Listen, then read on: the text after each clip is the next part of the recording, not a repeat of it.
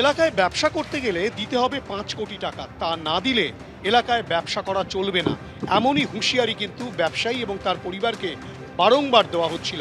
শুধু তাই নয়, সেই 5 কোটি টাকা দিতে অস্বীকার করায় ব্যবসায়ীর বেশ কয়েকটি অফিস এবং গোডাউন সেখানে কিন্তু ভাঙচুর চালায় স্থানীয় বিজেপি নেতা এবং তার সহযোগী বেশ কয়েকজন বিজেপি কর্মী। এভাবেই কিন্তু সেই বিজেপি নেতা এবং তার সহযোগীরা ভাঙচুর চালায়। আমরা যে গোডাউনে রয়েছি কুলেরদারি অঞ্চলের মল্লিকপুর অঞ্চল, এবং সেখানে কিন্তু রীতিমতো এই যে স্যানিটারি সামগ্রী রাখা রয়েছে সেগুলোতে কিন্তু ভাঙচুর চালায় সেই সব দুষ্কৃতীরা, বিজেপি আশ্রিত দুষ্কৃতীরা।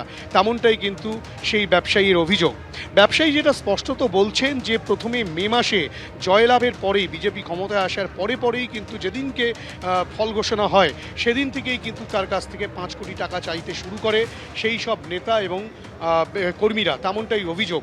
এবং তারপরে তিনি তা দিতে অস্বীকার করায় প্রথমে তার হসপিটাল মোড়ের কাছে একটি অফিস রয়েছে সেখানে ভাঙচুর চালানো হয়, সেখানে তার একটি গাড়ি ভাঙচুর চালানো হয়। তার পাশে একটি গোডাউন রয়েছে, পরবর্তী ক্ষেত্রে সেখানে ভাঙচুর চালানো হয়। তারপরে তিনি আবার অভিযোগ করেন, সেই অভিযোগ পাওয়ার পরে আবারও অফিসে গিয়ে রীতিমতো হুমকি দেয় সেই সব নেতা এবং কর্মীরা যাদের বিরুদ্ধে তিনি অভিযোগ করছেন। সেখানে গিয়ে আবারও 5 কোটি টাকা চাওয়া হয়, তার পরিবারের অন্যান্য সদস্যদের কাছ থেকে 5 কোটি টাকা চাওয়া হয়, ফোনে হুমকি দেওয়া হয়। দফায় দফায় কিন্তু 5 কোটি টাকার জন্য হুমকি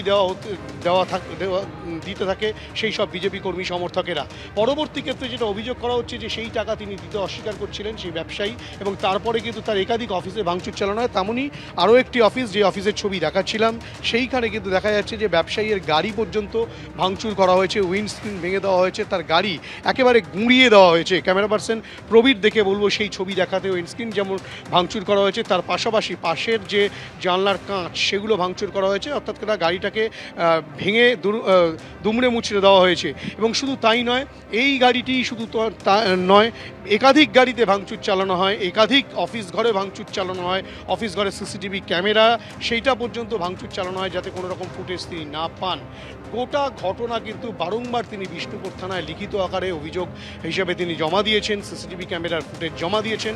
তারপরেও কিন্তু তিনি পরিত্রাণ পাচ্ছেন না, তিনি ব্যবসা করতে রীতিমতো ভয় পাচ্ছেন, লুকিয়ে লুকিয়ে তাকে ব্যবসা করতে হচ্ছে, তেমনটাও তার স্পষ্টত অভিযোগ। ইতিমধ্যেই রাজ্যের শীর্ষ নেতৃত্বকে, বিজেপি নেতৃত্বকে তিনি লিখিত আকারে গোটা বিষয়টি জানিয়েছেন, পুলিশকে তিনি জানিয়েছেন বিষ্ণুপুর থানায়। তারপরেও তিনি পরিত্রাণ পাচ্ছেন না, এবং সেই কারণে চাইছেন যেন দলের পক্ষ থেকে এবং প্রশাসনের পক্ষ থেকে কঠোর হাতে এই দুষ্কৃতীদের বিরুদ্ধে, অর্থাৎ কিনা সেই স্থানীয় বিজেপি নেতা এবং কর্মীদের বিরুদ্ধে ব্যবস্থা গ্রহণ করা হয়। ক্যামেরায় প্রবীরদের সঙ্গে হিন্দোল দে, এবিপি আনন্দ, বিষ্ণুপুর।